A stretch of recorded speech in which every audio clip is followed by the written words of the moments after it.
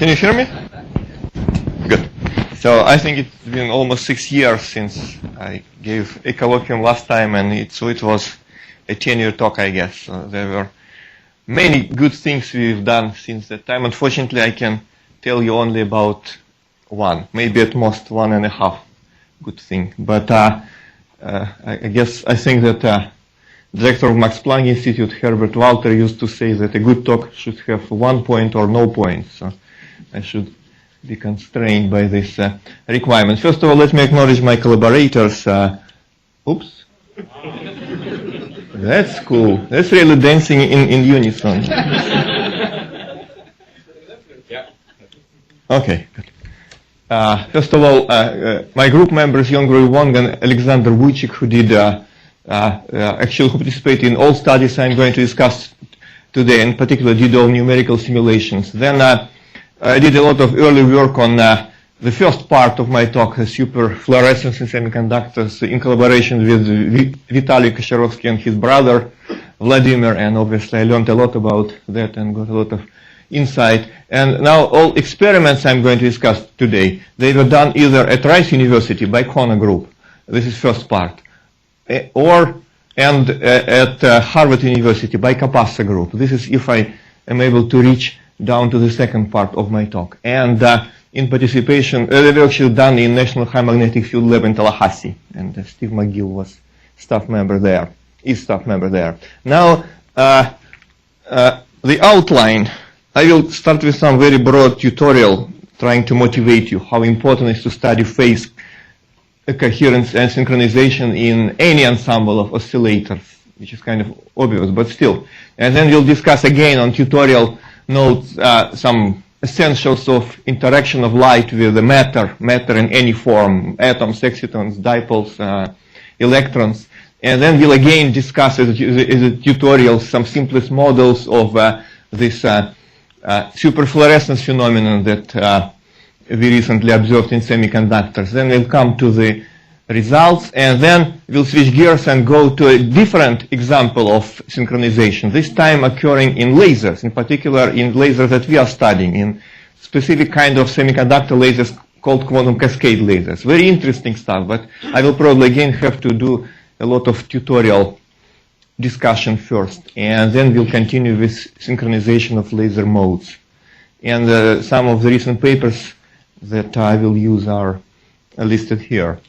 So a system of weakly coupled oscillators of any kind is probably one of the most studied models of various phenomena everywhere in physics, climate, biology, physiology, chemical reactions, psychology, everything you can imagine. And it probably all starts from one of the first published scientific papers on synchronization. It may be the first one by Christian Huygens, who was sick in the bed, and he was just looking at his wall, and there was a beam on which 2 pendulum clocks were hanging. And he found that no matter how he would start these pendulum clocks, they would always end up oscillating in exactly anti-phase, swinging in opposite directions. So he was very interested, and eventually he figured out correctly that it's this beam which somehow imperceptibly gives the coupling between 2 pendulum clocks and synchronizes them in such a way that they are shifted in phase by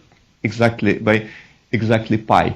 And he was very excited because he thought it would solve the problem of navigation. You know, at that time, the biggest problem and motivation for studies of clocks was the problem of finding the longitude if you are in the open seas. And if you have a reliable clock, then you could at least know your time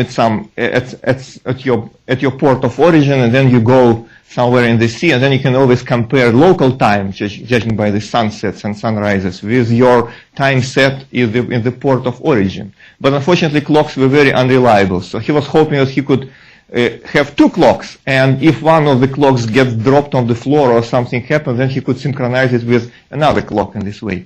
But when he sent this result to Royal Academy to London, they were very unimpressed. They considered it as a manifestation that clocks are extremely unreliable if such a small change can actually affect them. So they completely discarded this idea, at least for navigation. But then the results were sitting idle for 250 years after the first theory of synchronization in this kind of self-limited or limit cycle oscillators was developed by Appleton and van der Pol. And since then there was, of course, huge amount of studies of coupled oscillators in all kinds of systems. And I will give you some mechanical analogies because I see some of my advanced mechanics students here in the room. So I simply ought to show some phase portraits and oscillators. By the way, this attempt to synchronize two pendulum clocks was actually made recently in Georgia Tech. And it was quite a labor, but they achieved it. It was published in Scientific American. But it turns out that you can much easier synchronize two metronomes staying on the plank which is put across the two soda cans. They are synchronized much easier here. Now, physiological clocks. Of course, huge amount of work is being done on studying what synchronizes physiological rhythms, starting from circadian rhythm, which is driven by day and night cycle, and which is essentially wake, sleep rhythm in humans, mammals, plants, bacteria, all sorts of living creatures. Then the cardiac rhythm is also sort of important. We have pacemaker cells in our heart, which actually are coupled in this way, so they are stabilizing our heart rhythm, although they can get easily destabilized, and then we have all this noise. This is actually a heart rate from some guy who is sitting at high altitude, so you see it's very unstable. Then all other important rhythms. Most of the time it's good to have these rhythms. Sometimes it's bad. If neutrons are synchronized and these neutrons should not get synchronized, then we get these misfires like epilepsy, Parkinson's, etc. So another example of synchronization, which occurs also spontaneously, by the way. This is synchrony of fireflies. Very popular topic in the internet. Let me see. Yeah, this is some movie. So you see, somehow spontaneously these fireflies start blinking in unison. And there are many theories why it happens. One of the theories is that females actually distinguish their particular males better on this synchronized background, if as compared to a complete mess. But there are many movies you can enjoy. Then the crickets also are chirping in unison, as you probably heard. Finally, we humans are also spontaneously synchronized, especially when sitting in the concert halls. And there was some study published, of course, in Nature by groups from Hungary and Romania. They were studying the spontaneous synchronization of clapping at concerts. And they found that it occurs in a funny way as a, you don't see anything here. This is a period between the clappings. And at this point, it jumps by a factor of 2. So it looks like what happens is that people somehow subconsciously start missing every second clap. And then it becomes not so fast, and they're able to synchronize between themselves. You see the order parameter immediately jumps up, and the noise becomes much more orderly and quasi-periodic. But then this study concludes with some ambiguous, I would say even borderline insulting statement that Eastern European communities are much more organized or homogeneous, and they're synchronized daily. Whereas we in Western European and North American audiences are very disorganized. Which is probably true, because just last week I was at a concert in Houston and people were clapping even in between the parts of sonatas. Just a crime. Okay, so let me maybe interrupt this dog and pony show and then now go to physics. Now, in most cases, all these synchronizations, they actually are driven. So they are achieved not spontaneously, but they are driven by certain periodic external modulation or feedback. Even if they appear to be spontaneous, like in the case of clapping, they're actually driven by time-delayed feedback, which is a powerful mechanism of stabilization of phases. But there are very few cases where phase coherence develops truly spontaneously, without any external input, just from random noise. And of course, these are most interesting cases. And I'm just going to share with you one, maybe two. I will try to share two cases of such synchronization from our recent studies. One is called superfluorescence, and it's related to the phasing between or the coherence between phases of the dipole moment oscillations of elementary oscillators in matter, like atoms, excitons, free carriers that interact with electromagnetic field. And then the mechanism of this spontaneous synchronization is actually instability. It's a dissipative instability. They radiate away the stored power, and this boosts the oscillations of their macroscopic polarization, and in the end leads to this spectacular phenomenon, superfluorescence. So I will discuss how it works in atoms and then in semiconductors. And then finally, if I have time, I will discuss lasers, where elementary oscillators are not atoms or excitons. These are laser modes, so they're already collective excitations, but they have random phases. And the problem of their phasing, of their synchronization, is of extreme practical importance, because it leads to formation of ultra-short pulses, frequency combs, extremely important for many applications. And mechanism of synchronization in this case is different. It's actually nonlinear interactions usually in the active medium of the laser, or in some special nonlinear elements. Now, let me go to the first topic, which is superfluorescence or superradiance. These terms are used interchangeably. Or, more accurate, this is cooperative spontaneous emission. You have an ensemble of oscillators. They have random phases. They are completely incoherent. They start from noise, and then somehow they get synchronized and emit like a giant antenna, a giant dipole. That's the idea. And it was theoretically first proposed or discussed in this seminal paper by Robert Decay in 1954. And Decay essentially just was ahead of his time by a lot, because first experimental observations came at least 20 years later. And he considered exactly this model of elementary oscillators, two-level atoms in his case, that are in a small volume. I will show you, and then they get synchronized. But Decay also was a man of many, many talents. He invented and built Decay radiometer, which was used in discovery of microwave background, and he almost discovered this background himself, but he was famously scooped by Penzias and Wilson. Here is also Decay in Brans-Decay theory of gravitation. And last but not least, he invented and commercialized lock-in amplifier, for which all experimentalists are eternally grateful to him, because it allows them to extract very small signal at a huge background of noise. At least that's what I was told. So now, classical mechanics. So how would I describe this first coupling of light with matter? Matter is a bunch of oscillators, some dipoles in the medium. And the first approximation will be made with mechanical oscillators, masses on a spring. And then they are damped by some term, and then they are driven by the common radiation field. This field, in turn, is excited by the polarization of the medium, and polarization is some of the dipole moments. That's a nice model. Unfortunately, it does not really work for most of the cases I'm going to consider, because in reality, all these elementary oscillators, matter, laser, anything, they are self-limiting. They reach some level and then they get saturated and they stay on this level or die back. And harmonic oscillator, of course, is not self-limited. If you have an instability, like I'm going to have, say my gamma becomes negative, they just run away. They continue being excited up to infinity. Of course, I can cure it by adding some nonlinearity. I don't know, some third-order nonlinearity. This will, of course, immediately limit my oscillations, and this will lead to some limit cycle. That's actually the transition to limit cycle is a famous bifurcation called Andronov-Hopf bifurcation. But then I would need to invent some empirical terms here. I don't want to. Why don't we just start from true intrinsic nonlinearity of quantum medium, which is essentially a two-level nonlinearity. Of course, atoms or molecules or anything are not two-level objects, but they have few energy levels, and obviously you cannot climb higher than their uppermost level. Then eventually you cannot get dump more energy in your system.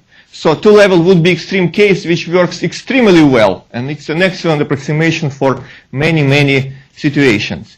Now in this case, instead of the coordinate of my oscillatory motion, I would be better off with a dipole moment. Now, dipole moment is an operator. For two levels, it's a 2x2 matrix. So in order to have some semi-classical equation of motion, I need to average it with a density matrix, and I will get the quantity which should obey sort of similar equation. And indeed, it does obey equation which is almost equation of harmonic oscillator. Left-hand side is identical, but the right-hand side is different. It has this intrinsic non-linearity, population difference between states 1 and 2. which tells me that, again, as I said, this thing is limited, unlike this term. When the field starts to grow, maximum I can populate all electrons or all atoms into the upper state. Even that is not possible in two-level system, but that's maximum I could achieve, and then the growth will be limited. So two-level system, unlike infinite amount of states in harmonic oscillators, it has this intrinsic nonlinearity which is called saturation nonlinearity. Transition gets saturated. So I have this equation. It's convenient to introduce population difference like this. Upper minus lower state. It's like population in inversion, which is bounded between -1 and 1 for individual atom. And then summing it and dividing by volume will give me the polarization of the medium. And then I need, since delta is now dynamical variable, I need to add another equation which describes this delta. This delta population difference in the simplest case of two-level medium has two terms that determine its rate of change. First is very simple. What it tells me is that in the absence of any field or anything, the population difference decays to some equilibrium value, which is probably -1 in most cases. So all electrons are in the ground state, right? And the rate of decay is given by this time, T1. It's just the conventional notation. Now, in the presence of the common field through which all these oscillators are coupled and interact, I will have this term which is essentially radiation losses. You see, this is change of dipole moment, which is basically current density. So what it describes is that field, optical field, does work on oscillating optical current. And this work leads to radiative losses. So field tries to decrease population, the population difference, to saturate this transition or to get energy out of the medium. That's the nature of this nonlinearity. Finally, I still need to have Maxwell's equations, which couple all these three things together. So I get picture of many nonlinear oscillators that are usually weakly coupled through a common radiation field. That's my starting point. And this nonlinearity that I mentioned is extremely important throughout optics and electromagnetism. As I said, what it does, at least in steady state, when the rate of stimulated emission absorption becomes too fast, faster than the spontaneous decay of the upper state, T1, then population between two states, they equilibrate. So you get true saturation. And this limits the growth of the field. This, in laser, determines laser power. It also couples different modes. If you have not one field, but many fields, they're all summed here in the denominator with their phases. So this is a mechanism of phase-sensitive coupling between electromagnetic modes, which leads to their competition, but also may lead to phase coupling and eventually locking of the modes to a common phase.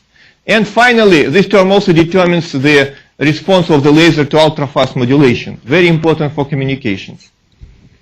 Now, what would be my simplest model going from these equations, which still contains dynamics I'm interested in, which is cooperative spontaneous decay. This is a model where all my two-level atoms are identical, so that I can just consider 1 degree of freedom instead of n, just the total dipole moment of the system, or macroscopic polarization, if you want. Then I will consider a very small sample, no effects of propagation, no real Maxwell equations with the propagation. And if they're identical, they all radiate at the same frequency, so I can use some sort of quasi-monochromatic approximation. And then I will end up with much simpler equations, which are of the same type, but now they are for amplitudes of the field and the dipole moment. And they basically tell me that field is generated by the polarization, and polarization and population inversion are coupled by these two nonlinear equations. And the different regimes I can get. Let's start, by putting some electrons from the ground state, or some atoms from the ground state to the excited state. If there is just a little bit of excited state population, it will go down. It will decay spontaneously with some time T1, property of my medium. So it will absorb some spontaneous emission. And this part is not even in this equation technically, because spontaneous emission is a quantum electrodynamical phenomenon. So I would need to have fully quantum equations. But the net result is that there will be, let's say I excite some atoms initially. There will be some rise, but then very slow decay of my intensity of photoluminescence with characteristic time t1, this one. That's what I will observe. And with very slow amplitude as well. Now what happens if I a little bit crank up my power and add more atoms to the excited state? Again, initially completely incoherent. I start from just zero macroscopic polarization. Then, in the absence of all of these relaxation terms that describe decay of my vectors, of my variables, then I will get instability. When delta n changes sign becomes positive, equations become unstable. But of course, these relaxation rates tend to dump my instability, and it will not be developing unless either n is high or relaxation is slow. May I ask you, this last equation is written only for delta n less than delta n? No, it's valid for any value of delta n. So for each atom it can be from 1 to -1. Doesn't matter. I can start from any initial condition, and I can actually have also any equilibrium condition. Doesn't matter. It's completely general. No matter where I start, in the absence of the field, I will end up in the equilibrium. In the presence of the field, well, whatever happens, happens. That's actually what I'm going to find, what happens in the presence of the self-consistent field. So now, most interesting regime, actually the regime of superfluorescence, is when my density of atoms is high. They are all inverted, so delta n is like n. And the relaxation rates are low. There is special condition for this. Easy to derive, but I'm not going to. And in this case, my equations can be rewritten in extremely simple form. What they describe is that my field, it gets exponentially increased until delta n, which gets at the same time dumped or basically depleted by the field, until delta n drops down, goes through zero, and becomes negative. And then this will self-limit the growth of radiation field. And in this case, the solution to these equations is just analytic functions. It's very easy, elementary functions. And what it shows is that there will be some delay time, very, very short. All of these scales are much shorter than relaxation times in the medium. And then the pulse will be fired. This is a very strong coherent pulse of radiation, intensity much higher than intensity of spontaneous emission. Its duration is much shorter than relaxation times in my medium of excited state and of the dipole moment. And actually it's n times shorter than the time of spontaneous decay of individual atom. So obviously this means that the system now decays in a coherent way. Intensity also, now it scales like n squared, which is another indication of a coherent process. So it scales this number of atoms squared in this case. Delay time is also very short. It's much shorter than the same relaxation time. So it's a very interesting dynamics, completely unexpected. You just increase your pumping a little bit or increase density of your atoms. And instead of this long tail of spontaneous decay, you get just kind of outburst of radiation. Very powerful. When it was observed first in gases, it was really, amazing. It's really a dramatic change in both intensity and duration of the process. Now already from this, it's obvious that the system at this point should radiate like a giant dipole. So what happens? We start from completely uncorrelated state. All phases are random. Averaging of all dipole moments gives me zero macroscopic dipole. But then during this delay time, all these individual dipoles, they talk to each other. They exchange photons with common radiation field. And they get phased. Their phases get coupled. And eventually, at this point, when inversion goes through zero, there are equal populations here. The system radiates like a giant dipole. So all dipoles are in phase. Now, I'm not talking about really their orientation at space. I'm talking more about their phase of optical oscillations. So it's not about motion or anything like that. It's really the phase coherence with respect to oscillations at the optical frequency between these two states. Why temperature doesn't destroy them? Well, of course, this is a model. It's a mathematical model. In reality, this process is very hard to achieve or to see. It's really an exotic process. So you need either some very rarefied system, like, some gas, or, impurities in crystals. That also was observed.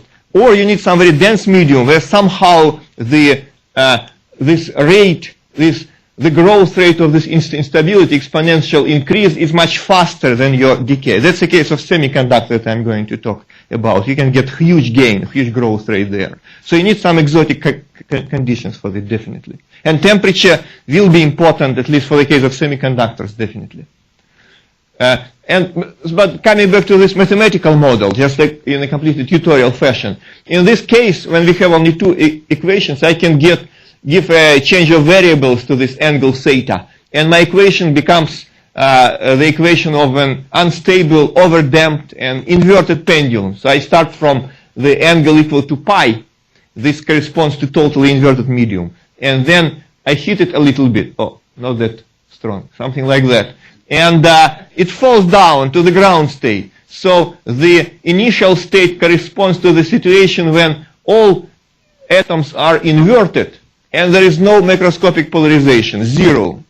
And then it starts falling down, and it describes this exponential growth of the field and depletion of the population, inversion. Until around this 90 degrees angle, there is a complete, the maximum amplitude of the oscillations of the polarization. But inversion is already zero. And then it goes down to the ground state. And you see the pulse eats all the population stored in the medium. So it brings the system to the ground state, which is another signature of the coherence process. Of course, the very fact that the pulse is shorter than relaxation times is already a signature of coherent process. But you usually don't know relaxation times. They are known to you. It's much better to monitor what happens with your populations. It's a more sort of, is an easier way to check if your process is coherent or not. Okay. Now, well, probably I will skip that. You can get analytic functions for this that indeed show how the pulse duration scales as 1 over n and intensity scales like n squared. And you can also improve your model a little bit. You can add propagation effects, bigger medium. Then instead of one pulse, you can get these oscillations, and oscillations in the inversion which are similar to Rabi oscillations. Or you can throw some large dephasing ray. And then what will happen is just about what you asked. So you have now, instead of this very short pulse of superfluorescence, you get relatively long pulse of amplified spontaneous emission, which is longer than relaxation time. And your population inversion doesn't oscillate through zero. It actually gradually approaches zero. So this process is obviously incoherent as far as individual oscillations of these atoms are concerned. Although radiation can still be coherent because this is still an amplified spontaneous emission. So it's still a process which has gain. So probably enough about atoms and two-level medium. Let's go to a messy environment of semiconductors. Now, in semiconductors, well, you don't have two-level atoms, and what we care about are free carriers. So you have these bands. For an unexcited semiconductor, it's an insulator. So this valence band is filled with electrons. A conduction band is empty. Now you somehow excite, say, your electrons by light. You promote them from valence band to the conduction band, and you create an electron-hole pair. This electron-hole pair is actually like an optical dipole. It sort of oscillates at the optical frequency, although in reality it doesn't oscillate. It can only recombine down.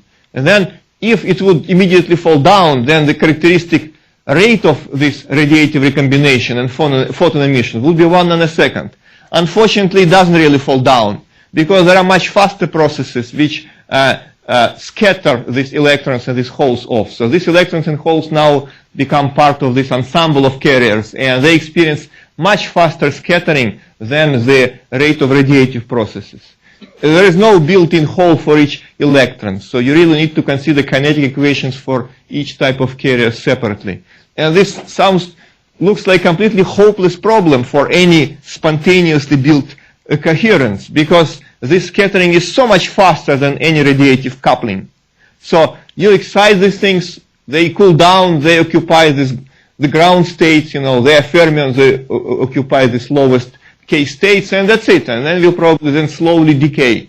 So far, the only way to observe any coherence between electron-hole states and semiconductors was in femtosecond pump probe experiments, when you excite your electron-hole pairs with the coherent femtosecond laser pulse. and you immediately probe it. You send another pulse within, I don't know, 100 femtosecond time interval, and you probe this coherence before it dies.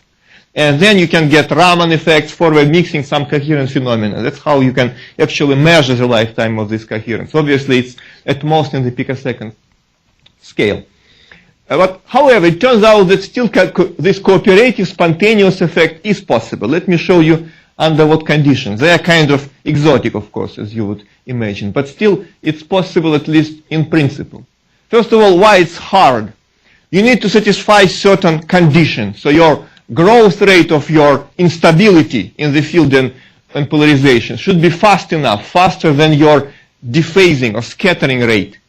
Now, okay, you can say, I will just put more carriers here in the bands, and then it will boost my growth rate. But it will also boost my scattering rate. And maybe even more importantly, when you do that, electrons are fermions. So you start occupying all these high K states up. You cannot consolidate all electrons here. Since curvature of these bands is different, each K state decays or radiates photon at a different frequency. So these guys that have very different K states, they don't even talk to each other. Only particles that are concentrated in the relatively narrow frequency band corresponding to the bandwidth of your emitted light will talk to each other. Now this bandwidth of your emitted light is basically your growth rate, which you want to find.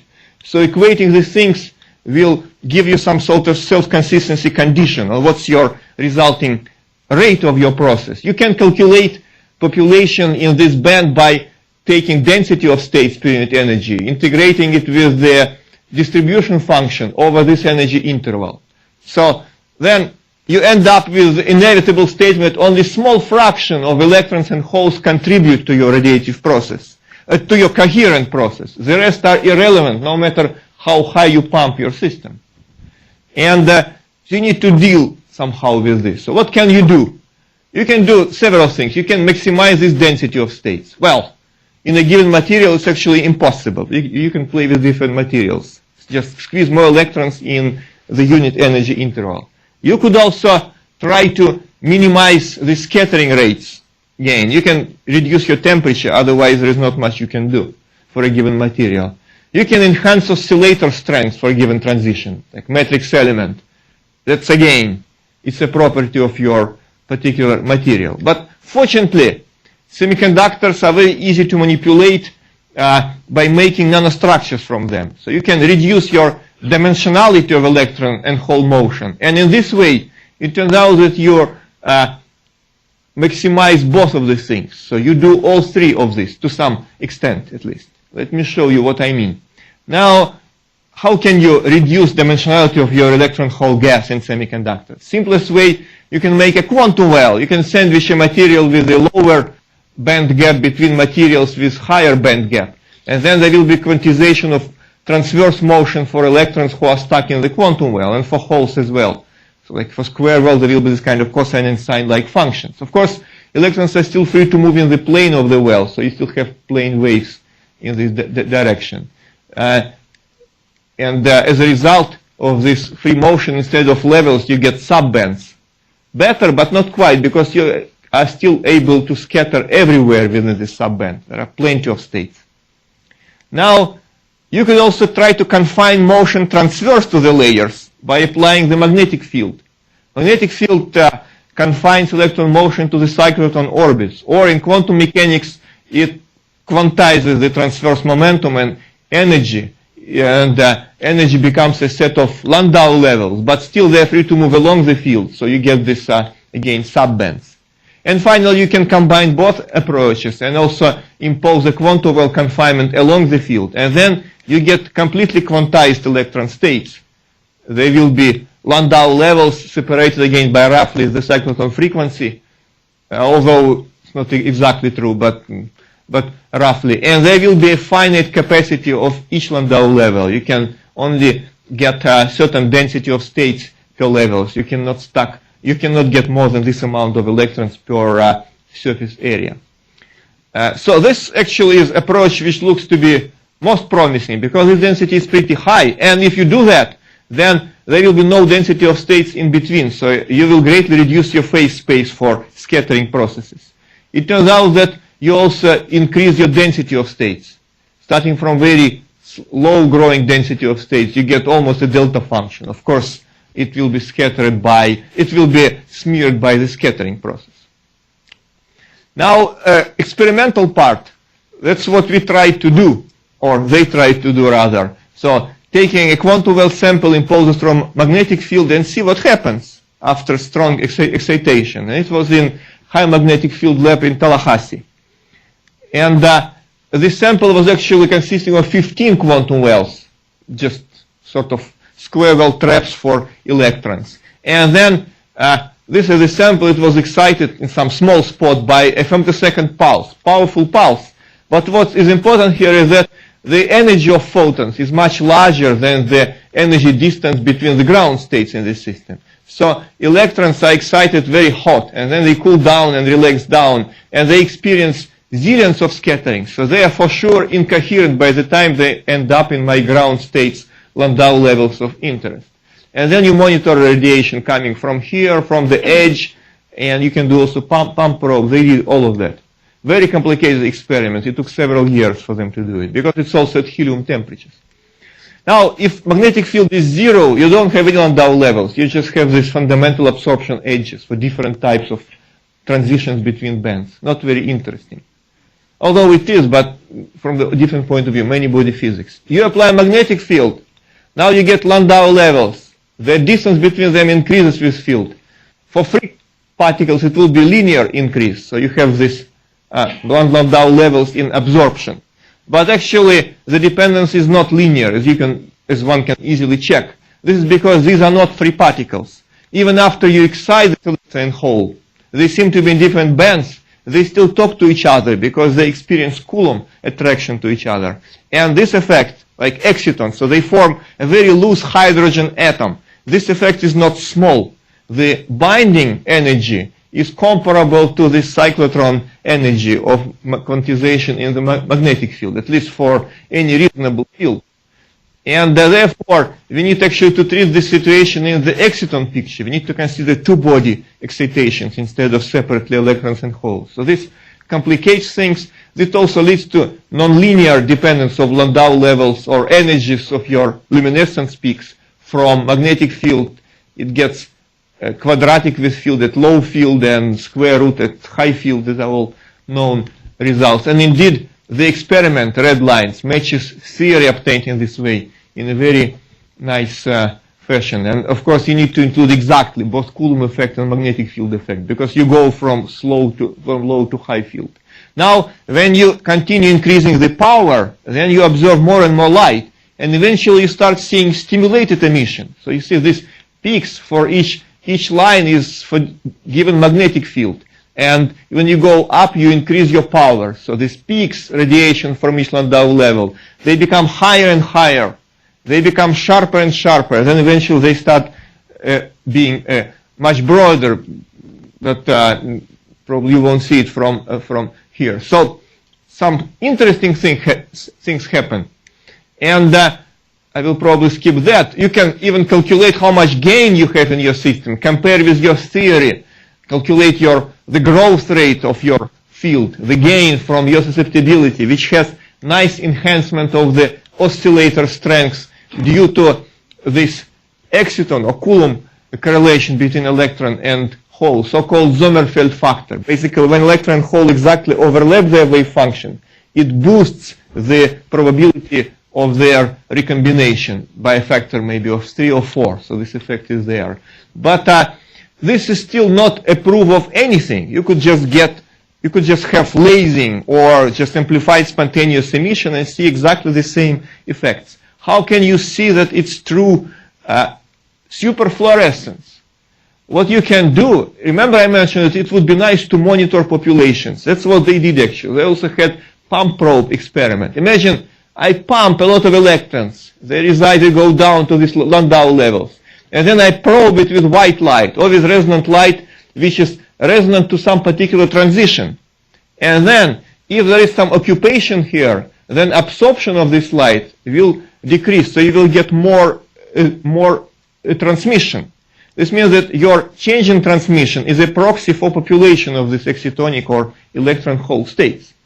And that's what you can do with variable delay after the pump. And now what you observe is kind of reassuring. You see, if your pump is very low power, then it will get these electron holes, excitons, and they will gradually die, recombine over the scale of nanosecond. If you now have a much, much higher energy in your pump pulse, then you will get a sharp pulse in your streak camera that they use, a very short and much more powerful pulse. But again, this doesn't prove much unless you monitor simultaneously the population. And now this blue line is the differential transmission, which is a proxy for population of a given state, excitonic state. You see, it goes up with the pump, then it completely fills particular Landau level. There is a plateau here. And then, instead of this slow decay, spontaneous emission, you get extremely sharp, well, not extremely, but quite sharp edge in the plateau, which completely coincides with the onset of radiation. This really is qualitatively at least similar to what you would expect from a simple ensemble of two-level atoms. You see, this pulse now really consumes all excitons. Your population inversion, if you want, which is related in this way to the density of excitons, goes from +1 to -1, as number of excitons goes from 1 to 0. Now that already is a litmus test, so this probably would be an exhibit A. And you can further see that you observe a coherent process. If you increase temperature, just like you said, you start from 5K, you see this plateau, which is terminated by a pulse. You increase your temperature, it gets kind of weaker, or it gets smeared out, and eventually at 150K you already get this spontaneous emission. So, seems to be weird. Huh? It's not really, well, this sharpness is like, 20. No, it's not really sharp. Well, at least you see here it's not quite sharp. Between 100 and 150, I don't, there is probably some, indeed, dramatic change here. You don't expect anything like phase transition even from theory. It's a very non-equilibrium process to begin with. It's like instability process. But still, yeah, sure. Yeah, obviously something interesting. Now, another way how you can destroy your superradiance is to decrease magnetic field. This decreases oscillator strength and increases scattering rate. So you see, you start from this sharp thing, and then already at 10 Tesla, it's kind of much broader, and the pulse is weaker and broader too. So for these samples, at least, you need to maintain high field. Yes. Oh, but actually what happens on top of it, there is a complicated dynamics of relaxation. So you fill in all your ground Landau levels, and they cannot accept any more electrons. Then everything gets consumed by this pulse, separately from each Landau level. And then they can be subsequent relaxation from, from higher states. And they can partially replenish your population and lead to further emission. Actually, more often than not, in numerical calculations, you get several pulses with kind of, decreasing amplitude. So I'm even surprised that they don't observe clear pulses. But they average over 10,000 shots, so they could just average them out easily. They don't have enough signal. Okay, so probably, well, it's some example of numerical calculation due to Alexander for particular Landau level. This shows a similar picture. So population demonstrates a plateau after the pumping pulse, and then it gets completely eaten by your pulse. And during this time, there is this delay time when all elementary oscillators get in phase, and then they radiate as a giant dipole. So this picture. What is this notch on the plateau? Yeah, you see, they started decaying because of phonon emission. This is not a ground Landau level. This is 2. But then states below started getting completely occupied, blocked. So they don't have any room to decay, at least within our model. They maybe could go somewhere else to some different value or something, but we didn't include that. Because what's also important is that there is a very strong non-radiative relaxation between all these states, driven by phonons. in the absence of any electrons here, it would be like sub-picosecond. It would kill everything. But, well, maybe of the order of 1 picosecond. But as long as they all get filled, you don't have enough room to scatter to. And that's also why it's important to maintain low temperature here. Now, conclusions from this part. And I may still 10 minutes before 5, so I think I can at least go a little bit towards the second part. Is that, yay, we made this first observation, we believe, of superfluorescence in dense electron plasma in a very unlikely situation when you actually probably wouldn't expect to do it. It was, of course, under some exotic conditions when we tried to greatly reduce scattering by low temperature, helium temperatures, and strong magnetic field. There is hope, however, that we can get more reasonable situation, higher temperatures, lower field, when we actually have better samples, when we have samples which guide electromagnetic modes, so much greater overlap of your light with quantum wells and get overall thicker structure, well, better design. That's what we are now trying to achieve. To make it maybe even someday a source, kind of a source of femtosecond pulses when we improve the conditions for superfluorescence. And finally, I have not completely covered this situation. The decay from this high density, high gain plasma is very interesting. There is this strong enhancement of stimulated emission that occurs around the Fermi edge singularity. And as the emission proceeds and Fermi level goes down, you just see this trace of enhancement in the PL. It's very cool. I've never heard about lasing using this, Mahan exciton on Fermi edge. Something interesting, but maybe it's a little bit more exotic topic. So, now going to completely different example of synchronization, if you are still surviving. No? Now, a laser is in some sense a simple system. You just have your, sorry, I don't see anything. There's supposed to be active medium here. There is nothing here. Only two-level atom is left. There is an active medium where population inversion is supported constantly or in some pulsed way by a pumping, incoherent pumping. And then there are mirrors which maintain feedback. So some light gets, or most of light gets scattered back, and it provides positive feedback for generation of light. Now, instead of just one pass amplification, you get generation of light starting from spontaneous noise. Now, these mirrors, like Fabry-Perot cavity, they support, of course, some modes. This comb of modes is infinite, goes from 0 to infinity. But you cannot laze on all of these modes. What you do is that you have your gain only in some narrow frequency range around your, say, for two-level atoms, your frequency of transition. Moreover, this spectrum of modes, these modes, they maybe each of them is a coherent emission, but they all have random phases for a free-running laser. They are not coupled to each other in any way. They walk around. They are not even equidistant in frequency because there is a dispersion in the active medium which depends on your frequency and which you consider your mode. So it would be really, really very nice to have these modes with fixed phase relationships between them. Doesn't matter what kind of phase relationship, but it's important that it's stable and fixed. So relative phases are fixed. Then, if you could synchronize them in phase, you'll be able to add them coherently. If you add them coherently in time domain, you are getting short pulses. If you add, say, transverse modes, you can get a narrow beam and you can steer this beam, which is another thing very important for application. Or we don't need that. We could just use this locked spectrum of modes as a frequency comb, as a ruler, sort of ruler in frequency domain, and use it for spectroscopy. So mod locking is obviously a holy grail for laser physics. And indeed, many lasers, or most solid-state lasers, can be easily mod locked and generate pulses. But of course, we don't seek easy ways. So I am studying only lasers that cannot be really mod locked in the easy way. But they demonstrate some very interesting nonlinear dynamics nevertheless, including phase coherent dynamics. So let's see. Probably I will just show you a kind of laser I'm considering. I will skip all these equations. Equations are, by the way, the same.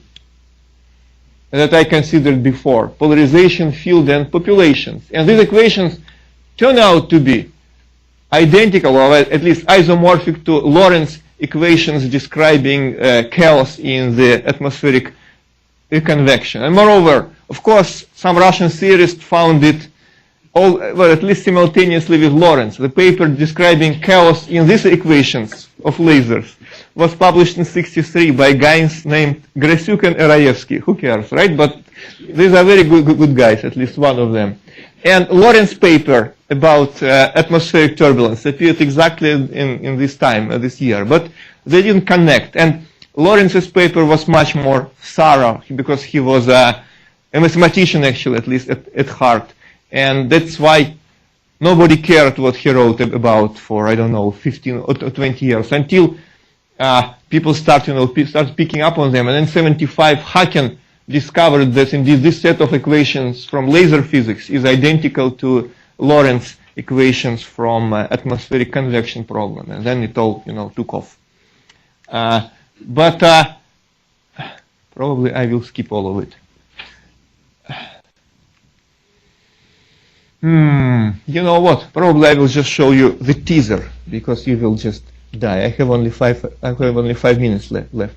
So we consider some crazy kind of semiconductor laser. This laser lasers due to transition between subbands in quantum wells. These are multiple quantum wells. You see many wells connected by the transparent barriers. There is also electric field applied, common bias, so it's all kind of transporting high-density electric current. This way or another, it works like effectively two-level medium, with electrons injected upper state, depopulate from lower state, and continue next stage like this. This medium relaxes extremely fast. This relaxation rate is 1 picosecond or so, very, very fast, unlike all other solid-state lasers. And this is good news and bad news simultaneously. This is the fast relaxation rate is good news if you want to modulate your laser. Let's say I change gain periodically. Then these lasers have no inertia. They respond to this modulation. Very important could be for communications. Bad news, it is almost impossible to log their phases. The phases are getting dumped too fast. So if I would try to modulate diode laser, for example, diode laser resists. If I try to shake periodically its gain, it will first, the output of a laser will first follow it, but then it will hit the peak, which is called relaxation oscillation. These are this eigenmode of oscillations of field and population inside my laser. So after that, my modulation amplitude will go down dramatically. This is all logarithmic. So I cannot modulate a diode laser or any other solid-state laser faster than this relaxation oscillation peak. And for diode laser, it happens to be around 10 gigahertz. This very kind of innocent-looking statement, it has profound impact on our lives, because this is actually the main and fundamental roadblock towards increasing the speed of telecommunications and any information processing. Indeed, we have these fibers. They're like super highways. You can transmit tens of terahertz or of modulation, or tens of terabits per second. But anytime we want to generate any signal, or add, drop, modify, do something, we need to convert it to electric current, modulate some semiconductor device like laser, and then send it back, convert it to optics back. And I just showed you that this conversion from modulation of current to modulation of light is very inertial. It has a cutoff around 10 gigahertz. So I cannot transmit more than 10 gigabits per second. No matter what I do, no matter how good my fiber is. It's like I'm trying to drive to superhighway, but using some, bad dirt road. Now, quantum cascade lasers would be much better. They don't have this peak. It gets damped by extremely fast relaxation rate. Instead of the peak, they just have gradual decay. Or rather, in the language of Hamiltonian mechanics, instead of focus at the position of steady-state lasing, they have a stable node.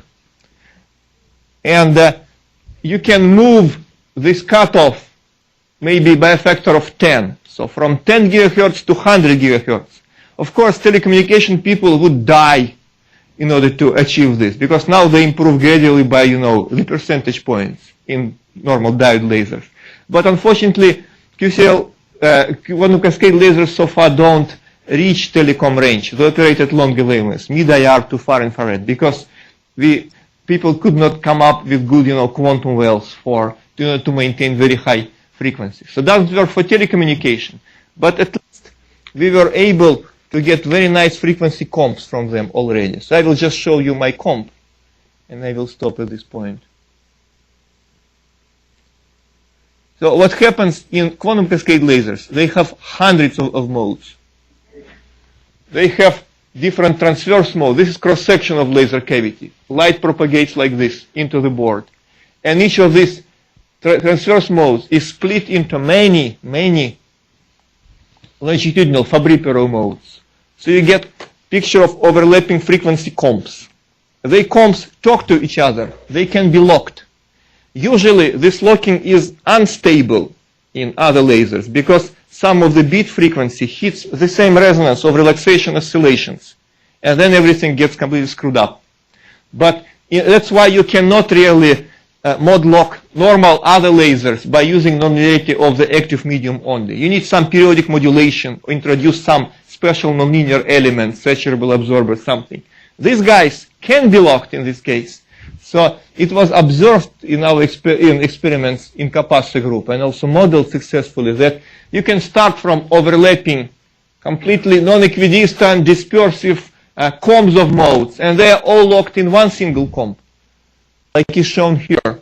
You start from huge massive spectrum, and then at some current the bifurcation occurs.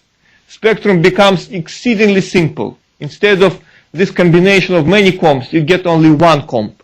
It's equidistant, and the profile of the far field shows strong beam steering effect, indicating that you add amplitudes of the fields with their phases, not just intensities. Otherwise, it will be completely symmetric profile.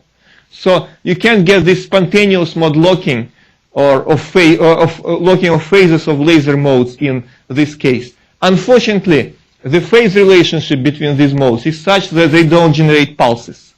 It's kind of scrambled completely. But we at least already have the ruler. And I just heard the talk from the conference last week of the guy in Switzerland, actually inventor of QCL phase, that they were able to obtain similar comp over much larger frequency distance, which is already becoming interesting for applications. So we did. Active or passive?